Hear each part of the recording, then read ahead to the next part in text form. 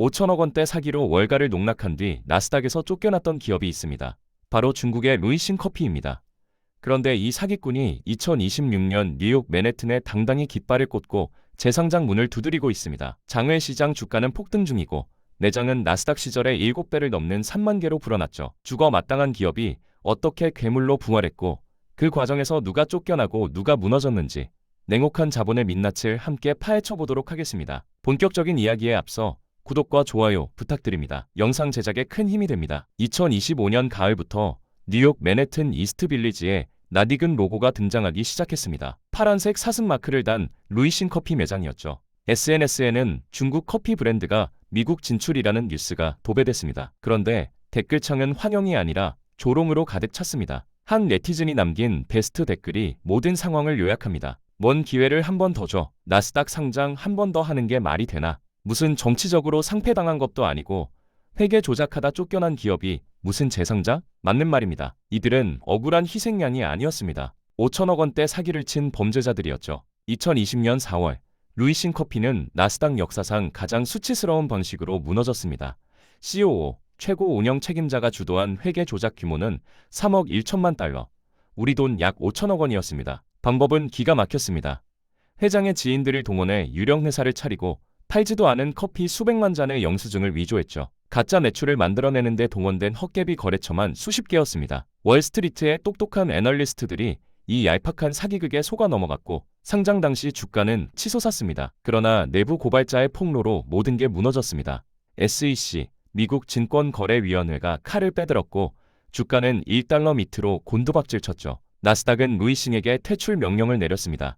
창업 2년 만에 나스닥 입성이라는 신화를 쓴 기업이 단 1년 만에 사기꾼으로 낙인 찍혀 쫓겨난 겁니다. 보통은 여기서 끝입니다. 투자자들에게 수천억 원의 손실을 안기고 신뢰를 박살낸 기업이 다시 시장의 문을 두드린다? 상식적으로 불가능한 일이었죠. 그런데 2026년 그 불가능이 현실이 되고 있습니다. 루이싱은 장외 시장에서 주가를 끌어올리며 재상장 수순을 밟고 있습니다. 더 기가 막힌 건 규모였습니다. 나스닥에서 쫓겨날 당시 매장 수는 4,500개 정도였죠. 지금은 3만 개를 돌파했습니다. 서울 전역의 편의점을 몽땅 합친 것보다 많은 숫자입니다. 뻔뻔함의 극치라는 표현이 부족할 지경이죠. 그렇다면 질문이 생깁니다. 도대체 무슨 일이 있었던 걸까요? 이 사기꾼 집단은 어떻게 살아남았고 누가 이들을 다시 키워냈을까요? 그 답은 피도 눈물도 없는 자본의 논리에 있었습니다. 루이싱 커피의 오만은 2017년 10월 베이징의 한 작은 매장에서 시작됐습니다. 창업자 루정야오는 전직 신저우 렌터카 CEO 출신이었죠. 그는 중국 커피 시장에서 독보적이던 스타벅스를 보며 비웃었습니다. 왜 중국인들이 미국 기업에 매일 아침 5천원씩 갖다 바쳐야 하나? 그의 전략은 단순했습니다. 스타벅스보다 싸고 빠르고 가까운 곳에 있으면 이긴다는 논리였죠. 그리고 그 확신은 놀라운 속도로 현실이 됐습니다. 창업 6개월 만에 루이싱은 13개 도시에 525개 매장을 깔았습니다. 1년 만에 2,000개를 돌파했죠. 이 속도는 전 세계 프랜차이즈 역사에서 전례가 없는 수치였습니다. 스타벅스가 중국에서 첫 1,000개 매장을 여는데 걸린 시간은 19년이었으니까요. 루이싱은 그걸 1년도 안 돼서 해냈습니다. 월가는 열광했습니다. 중국판 아마존이 등장했다는 찬사가 쏟아졌죠. 투자자들은 앞다퉈 돈을 쏟아부었습니다. 루이싱의 무기는 명확했습니다. 첫 잔 무료, 두 번째 잔 반값이라는 살인적인 할인 쿠폰을 살포했죠. 앱을 깔면 커피 한 잔 값이 스타벅스의 절반이었습니다. 배달은 기본이었고 픽업 주문은 30분 이내 보장이었습니다. 소비자 입장에선 거부할 이유가 없었죠. 매장은 골목마다 생겨났고 파란 사슴 로고는 중국 도심을 점령해갔습니다. 2019년 상반기 기준 루이싱은 2,963개 매장에서 9,100만 잔의 커피를 팔았다고 발표했습니다. 스타벅스를 추월했다는 선언이었죠. 그리고 창업 18개월 만인 2019년 5월 루이싱은 나스닥에 상장됐습니다. 이 기록 역시 전무후무했습니다. 중국 스타트업 중 가장 빠른 상장이었죠. 공모가는 17달러였고 첫날 주가는 25달러를 찍었습니다. 시가총액은 58억 달러, 약 7조 원에 육박했습니다. 루정야오는 기자회견에서 이렇게 말했습니다. 우리의 목표는 중국 1위가 아니라 글로벌 1위입니다. 그의 눈빛은 자신감이 아니라 오만으로 가득했죠. 하지만 그 화려한 숫자들의 뒤편에는 거대한 거짓이 숨어 있었습니다. COO 지앤루는 자기 친인척과 지인들을 동원해 유령 거래처 수십 개를 만들었습니다. 이 페이퍼 컴퍼니들은 루이싱의 광고를 발주한 것처럼 가짜 계약서를 작성했죠. 실제로는 돈이 오가지 않았습니다. 그저 장부에만 매출이 찍혔을 뿐이었습니다. 팔지도 않은 커피 수백만 잔의 영수증이 조작됐고 3억 달러가 넘는 허공의 숫자가 재무제표를 채웠습니다. 월가의 똑똑한 애널리스트들은 엑셀 시트만 보고 환호했습니다. 그들은 조작된 숫자 뒤의 진실을 보지 못했죠. 거품은 하늘 끝까지 부풀어 올랐습니다. 그리고 2020년 그 거품이 터졌습니다. 2020년 4월 2일 익명의 내부 고발 보고서가 SEC에 접수됐습니다. 89페이지 분량의 그 문서에는 루이싱의 조작 수법이 낱낱이 기록돼 있었죠. 유령 거래처 목록, 위조된 계약서, 조작된 판매 데이터까지 증거는 완벽했습니다. 루이싱은 곧바로 자체 조사에 착수했고 며칠 뒤 충격적인 성명을 발표했습니다. 2019년 2분기부터 4분기까지 약 3억 1천만 달러의 매출이 조작됐다 자백이었죠. 주가는 하루 만에 75% 폭락했습니다. 나스닥은 거래 정지 명령을 내렸고 6월에는 상장 폐지 통보가 떨어졌습니다. 보통 이런 기업은 파산합니다.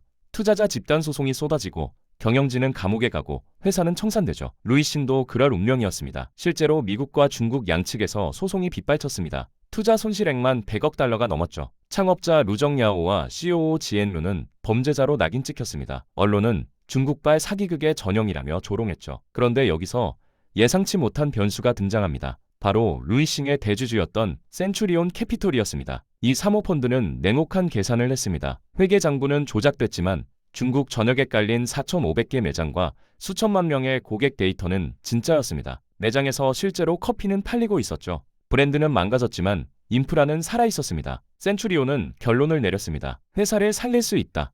단, 암덩어리를 잘라내야 한다. 그 암덩어리는 바로 창업자였습니다. 2020년 7월, 루정야오는 이사회에서 해임됐습니다. 자기가 만든 회사에서 쫓겨난 겁니다. COO 지엔루는 이미 구속됐고 CFO도 경질됐죠. 이사진 전원이 교체됐습니다. 새로 부임한 CEO는 냉정하게 선을 그었습니다. 과거의 루이싱과 현재의 루이싱은 다른 회사입니다. 반성도, 사과도 없었습니다. 그저 문제가 된 인물들을 제거했으니 회사는 깨끗하다는 논리였죠. 창업자의 충성파들도 줄줄이 숙청됐습니다. PE 월요일이었습니다. 루정야오는 법정 싸움에 매달렸지만 무의미했습니다. 그는 SEC와 1억 8천만 달러 합의금을 내고 영구 경영 금지 처분을 받았죠. 중국 법원에서도 패소했습니다. 한때 7조 원 기업의 황제였던 남자는 자기 회사 출입조차 금지당한 신세가 됐습니다. 반면 회사는 살아남았습니다. 센츄리온과 또 다른 사모펀드 JOY 캐피털이 6억 2천만 달러를 추가 투자하며 지배구조를 완전히 장악했죠. 도덕이나 의리 따위는 애초에 계산식에 없었습니다. 오직 회사의 가치와 수익성만이 중요했죠. 이 잔혹한 숙청 과정을 보면 딱 한 문장이 떠오릅니다. 자본주의에서 사람은 부품이다. 고장난 부품은 교체하면 그만입니다. 창업자든 최고 경영자든 상관없었죠. 루이싱은 이제 완전히 다른 괴물로 변신할 준비를 마쳤습니다. 창업자를 쫓아낸 새 경영진이 가장 먼저 한 일은 매장 해부였습니다. 스타벅스식 제3의 공간 콘셉트를 싹 뜯어냈죠. 편안한 소파? 치웠습니다. 감성적인 조명과 인테리어? 철거했습니다. 카운터에서 미소 짓던 바리스타? 해고했습니다. 남은 건 에스프레소 머신과 냉장고, 그리고 QR코드 뿐이었죠. 루이싱은 더 이상 카페가 아니었습니다. 그저 커피를 생산하는 무인 공장이었습니다. 새 모델은 잔인할 정도로 효율적이었습니다. 100% 앱 주문 시스템으로 전환했죠. 매장에 들어가도 주문받는 사람이 없었습니다. 손님은 스마트폰으로 QR코드를 찍고 메뉴를 선택하고 결제했습니다. 직원은 뒤편 주방에서 기계처럼 음료만 만들어냈죠. 평균 제조 시간 3분. 이름을 부르는 대신 진동벨이 울렸습니다. 대화는 없었습니다. 눈 마주침도 없었습니다. 그저 주문번호와 플라스틱 컵만 오갔을 뿐이죠. 앉아서 마실 공간도 최소화했습니다. 의자를 몽땅 치워버린 매장도 수두룩했죠. 손님은 커피를 받자마자 나가야 했습니다. 테이크아웃이 기본이었고 매장은 단순히 픽업 포인트로 전락했습니다. 인건비는 반토막 났습니다. 한 매장당 직원 2~3명이면 충분했죠. 스타벅스가 7~8명을 돌리는 동안 루이싱은 3명으로 하루 500잔을 뽑아냈습니다. 임대료도 극한까지 줄였습니다. 번화가 1층 대신 골목 2층, 지하, 오피스 빌딩 로비로 파고들었죠. 메뉴도 대폭 축소했습니다. 스타벅스가 50가지 메뉴를 자랑하는 동안 루이싱은 핵심 10개만 남겼습니다. 아메리카노, 라떼, 카푸치노, 그리고 중국인이 좋아하는 달달한 밀크티 베이스 몇 개. 복잡한 커스터마이징 없었습니다. 시럽 추가나 휘핑크림 옵션 따위는 사치였죠. 단순화는 곧 속도였고 속도는 곧 원가였습니다. 한 잔당 원가는 8위안, 우리 돈 1,500원 수준까지 내려갔습니다. 이 과정을 보면 딱 이 말이 떠오릅니다. 중국어에는 부끄러움이란 단어가 존재하지 않는다. 5천억 원 사기를 치고도 다시 일어서는 것도 모자라 이제는 남의 시선이나 브랜드의 품격 따위는 개나 줘버렸습니다. 그딴 건 사치였죠. 오직 살아남기 위해 인간의 온기를 싹 다 지워버린 징그러운 생명력만 남았습니다. 역설적이게도 이 삭막한 전략이 먹혀들었습니다. 중국의 바쁜 직장인들은 감성 따위에 돈 쓸 여유가 없었죠. 출근길 3분 안에 커피 한 잔 뽑아서 사무실로 달려가는 게 현실이었습니다. 구 위알리 아메리카노를 들고 지하철에 오르는 게 일상이었죠. 루이싱은 그 틈새를 정확히 파고들었습니다. 우아한 소파 대신 최저가를, 힐링 음악 대신 속도를 선택한 겁니다. 그리고 그 선택은 무시무시한 확장으로 이어졌습니다. 2022년 루이싱이 매장을 재정비하는 동안 스타벅스는 여유를 부렸습니다. 사기꾼 기업 하나 무너졌다며 안도했죠. 중국 시장 점유율 1위는 여전히 자신들의 것이었습니다. 베이징과 상하이 중심가의 프리미엄 입지, 세련된 인테리어, 글로벌 브랜드 파워, 이 모든 게 루이싱 따위가 넘볼 수 없는 성벽이라 믿었습니다. 하지만 그 오만은 3년도 안 돼 산산조각 났습니다. 2022년부터 루이싱의 매장 수가 폭발했습니다. 한 해 동안 7,000개가 늘었죠. 2023년에는 1만 개를 돌파했고 2024년에는 2만 개를 넘어섰습니다. 2026년 2월 기준 루이싱은 중국 전역에 3개 매장을 깔았습니다. 서울시 전체 편의점 개수의 2배가 넘는 숫자였죠. 골목마다, 오피스 빌딩마다, 지하철역마다 파란 사슴 로고가 박혔습니다. 반면 스타벅스는 6,800개 수준에서 정체됐습니다. 격차는 4배가 넘었죠. 매출 격차는 더 참혹했습니다. 루이싱의 2025년 매출은 약 9조 원을 기록했습니다. 전년 대비 40% 급증한 수치였죠. 반면 스타벅스 중국 법인은 같은 기간 매출이 11% 감소했습니다. 영업이익은 절반으로 쪼그라들었죠. 한때 중국에서 가장 핫했던 브랜드가 이제는 비싸기만 한 커피로 전락한 겁니다. 젊은 직장인들은 스타벅스 대신 루이싱 앱을 켰고 SNS에는 9위안 루이싱 vs 35위안 스타벅스, 맛 차이 없는데 왜 돈 더 내냐는 조롱이 넘쳐났습니다. 2025년 하반기 결정적인 뉴스가 터졌습니다. 스타벅스가 중국 사업 지분 60%를 현지 사모펀드에 매각하는 방안을 검토 중이라는 외신 보도였죠. 거래 규모는 40억 달러, 약 5조 원으로 추정됐습니다. 스타벅스 본사는 급히 검토 중일 뿐 확정된 건 없다고 해명했지만 시장은 이미 알고 있었습니다. 이건 철수 수순이었죠. 우아함을 고집하다가 가성비 괴물에게 박살난 스타벅스가 중국에서 도망칠 준비를 하는 겁니다. 아이러니는 여기서 끝나지 않았습니다. 루이싱은 저가 전략만 쓴 게 아니었죠. 2023년부터 럭킨 1.0, 저가 픽업과 럭킨 프리미엄, 고급 매장, 투트랙 전략을 펼치기 시작했습니다. 베이징 산리툰 같은 번화가에 스타벅스보다 더 넓고 세련된 플래그십 스토어를 열었죠. 의자도 놓고 바리스타도 배치하고 인테리어에도 돈을 쏟아부었습니다. 가격은 스타벅스와 비슷했지만 중국 소비자들은 루이싱을 선택했습니다. 이유는 간단했죠. 같은 값이면 중국 브랜드를 선택하겠다. 스타벅스가 자랑하던 제3의 공간은 처참히 붕괴됐습니다.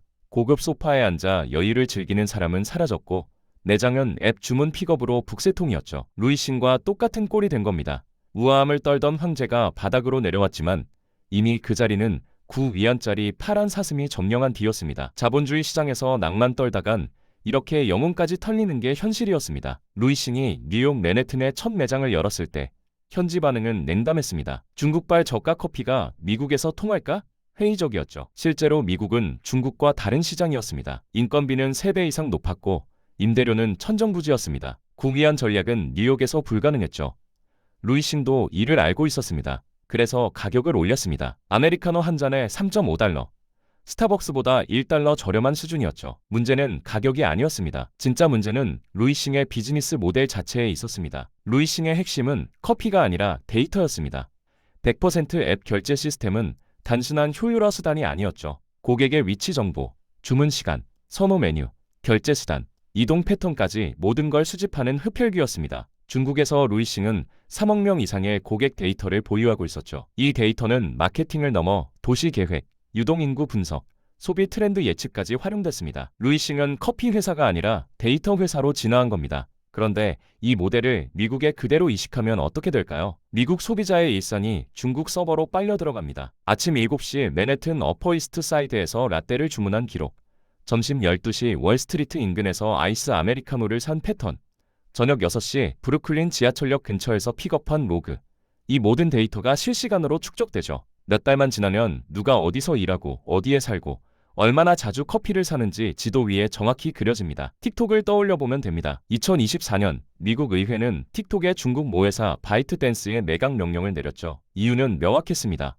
중국 정부가 미국인의 데이터에 접근할 수 있다는 안보 위협 때문이었습니다. 1억 7천만 명의 미국 사용자가 올린 영상, 좋아요 기록, 시청 패턴이 중국으로 넘어간다는 공포였죠. 바이든 행정부는 국가 안보를 이유로 칼을 빼들었습니다. 그렇다면 루이싱은 어떨까요? 똑같습니다. 아니, 더 위험할 수도 있습니다. 틱톡은 엔터테인먼트 앱이었습니다. 하지만 루이싱은 일상 소비 데이터를 다룹니다. 누가 어느 시간대에 어느 건물 1층에서 커피를 사는지 알면 그 사람의 직장과 생활 반경이 노출되죠. 국방부 인근, CIA 본부 근처, 월스트리트 금융가에 루이싱 매장이 생긴다면 그곳에서 일하는 사람들의 출퇴근 패턴과 소비 습관이 중국 서버에 쌓입니다. 미국 정보당국이 가만히 있을 리 없었습니다. 2026년 초 미국 상원정보위원회는 루이싱 커피에 대한 청문회를 검토 중이라는 보도가 나왔습니다. 공식 확정은 아니었지만 워싱턴의 분위기는 차갑게 식어가고 있었죠. 한 의원은 언론 인터뷰에서 이렇게 말했습니다. 5천억 원을 속인 회사가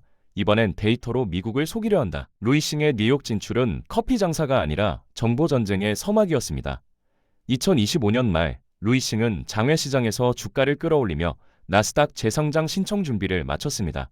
IPO 주관사들과 미팅을 하고 실사 자료를 준비했죠. 재무제표는 깔끔했습니다. 2024년 기준 순이익 12억 위안, 약 2,400억 원을 기록했으니까요. 매출은 9조 원에 육박했고 내장 수는 3만 개를 돌파했습니다. 숫자만 보면 화려한 부활이었죠. 하지만 월가는 냉담했습니다. 골드만삭스의 한 애널리스트는 비공식 자리에서 이렇게 말했습니다. 장부에서 단 1원만 이상해도 우리는 이 회사를 갈기갈기 찢어놓을 겁니다. 농담이 아니었죠. 2020년 루이싱에 투자했던 기관들은 수조 원을 날렸습니다. 블랙록, 벤가드 같은 거대 펀드들이 손실을 입었죠. 그들은 루이싱을 믿었던 자신들을 바보로 만든 회사를 용서하지 않았습니다. 한 번 속인 사기꾼에게 두 번째 기회를 줄 만큼 월가는 호락호락하지 않았습니다. 더 큰 문제는 루이싱의 재무 구조였습니다. 3만 개 매장은 자산이 아니라 폭탄이었죠. 대부분이 임대 매장이었고 월세 부담은 천문학적이었습니다. 한 달 임대료만 수백억 원이 나갔죠. 거기에 원두, 우유, 포장재 원가, 인건비까지 더하면 고정비가 어마어마했습니다. 루이싱은 이 비용을 감당하기 위해 하루에도 수백만 잔을 팔아야 했습니다. 단 하루라도 매출이 꺾이면 현금 흐름이 막혔죠. 실제로 루이싱의 부채 비율은 200%가 넘었습니다. 빚이 자본의 2배라는 뜻이었죠. 서울 시내 아파트를 레버리지로 열채 산 사람과 비슷한 구조였습니다. 집값이 오를 땐 문제없지만 한번 꺾이면 파산입니다. 루이싱도 마찬가지였죠. 중국 경기가 둔화되거나 소비 심리가 얼어붙거나 경쟁사가 더 싼 커피를 내놓으면 연쇄 붕괴가 시작될 수 있었습니다. 3만 매장은 방패가 아니라 족쇄였습니다. 나스닥 상장심사위원회도 이를 알고 있었습니다. 루이싱의 재상장 신청서를 받으면 가장 먼저 할 일은 회계감사 재검증이었죠. 2020년처럼 또다시 조작이 터지면 나스닥 자체의 신뢰도가 무너집니다. 중국 기업에 대한 미국 투자자들의 불신은 이미 극에 달했죠. 2021년 디디추싱 사태, 2022년 알리바바 벌금 폭탄, 2023년 헝다그룹 파산까지 중국발 리스크는 끊이지 않았습니다. 게다가 루이싱에게는 치명적인 약점이 하나 더 있었습니다. 바로 정치 리스크였죠. 미중 갈등이 심화되는 상황에서 중국 자본이 미국 소비자 데이터를 수집하는 기업이 나스닥에 상장된다? 의회가 가만히 있을 리 없었습니다. 틱톡 사례가 증명했듯 안보 명분이 붙으면 상장 승인은 물 건너갔죠. 루이싱은 커피를 팔고 있었지만 워싱턴이 보기엔 데이터 수집 장치를 깔고 있는 것과 다름없었습니다. 결론은 명확했습니다. 매장이 3만 개든 10만 개든 본질은 변하지 않았습니다. 한번 무너진 신뢰는 복구되지 않았죠. 월가는 숫자를 믿지 않았고 의회는 안보를 의심했고 소비자는 언제 또 사기를 칠지 눈을 부라리고 있었습니다. 루이싱은 좀비처럼 살아났지만 그 생명은 언제 꺼질지 모르는 촛불이었습니다. 결론입니다. 루이싱 커피의 부활은 아름다운 재기 스토리가 아니었습니다. 사기꾼 창업자는 자기 회사에서 쫓겨났고 살아남은 회사는 낭만과 인간미를 싹 버린 채 기계로 변했죠. 우아함을 떨던 스타벅스는 9위안짜리 커피에 무릎 꿇었고 제3의 공간이라는 허울 좋은 구호는 처참히 무너졌습니다. 이 이야기가 증명한 건 단 하나입니다. 자본주의 시장에서 살아남는 건 도덕도, 브랜드 철학도 아니라 극한의 효율과 냉혹한 가성비뿐이라는 사실이었죠. 그렇다면 한국은 어떨까요? 이미 답은 나와 있습니다. 길거리를 점령한 메가커피와 컴포즈 커피를 보십시오. 1,500원짜리 아메리카노가 편의점 앞마다 널렸고 사람들은 줄을 섭니다. 프랜차이즈 카페의 감성? 이제 아무도 사지 않습니다. 테이크아웃 플라스틱 컵을 들고 지하철에 오르는 게 일상이죠. 루이싱이 중국에서 한 일에 한국 저가 브랜드들이 그대로 따라하고 있습니다. 소파에 앉아 여유를 즐기던 시대는 끝났습니다. 투자자들에게도 경고는 분명합니다. 루이싱의 장외시장 주가가 아무리 올라도 재상장 신청서가 아무리 화려해도 본질은 변하지 않습니다. 5천억 원을 속인 기업이 이번엔 안 속일 거라는 보장이 어디 있습니까? 3만 개 내장 뒤에 숨겨진 천문학적 부채와 단 하루만 매출이 꺾여도 무너질 수 있는 취약한 현금 흐름, 그리고 미국 의회가 칼을 갈고 있는 데이터 안보 리스크, 이 모든 시한폭탄을 안고 있는 기업에 돈을 맡기시겠습니까? 소비자들에게도 마찬가지입니다. 1,500원짜리 커피 한 잔 사는 게 무슨 대수냐고요? 하지만 그 뒤에는 당신의 위치 정보, 소비 패턴, 일상 동선이 중국 서버로 실시간 전송되고 있습니다. 틱톡이 영상으로 미국인의 취향을 수집했다면 루이싱은 커피로 당신의 생활 반경을 지도 위에 그리고 있죠. 편리함과 싼 가격 뒤에 숨겨진 대가를 생각해 본 적 있습니까? 매장이 3만 개든 10만 개, 매출이 9조 원이든 90조 원이든 핵심은 하나입니다. 중국 자본 묻은 건 먼저 거르고 봐야 합니다. 자본주의는 냉혹하지만 신뢰를 팔아넘긴 사기꾼에게 두 번의 기적을 허락할 만큼 멍청하지도 않습니다. 껍데기뿐인 1,500원짜리 커피에 당신의 데이터와 돈을 갖다 바치시겠습니까? 판단은 여러분의 몫입니다. 오늘 영상이 유익하고 재밌으셨다면 구독과 좋아요 부탁드리겠습니다. 영상 제작에 큰 힘이 됩니다. 다음 영상에서 뵙겠습니다.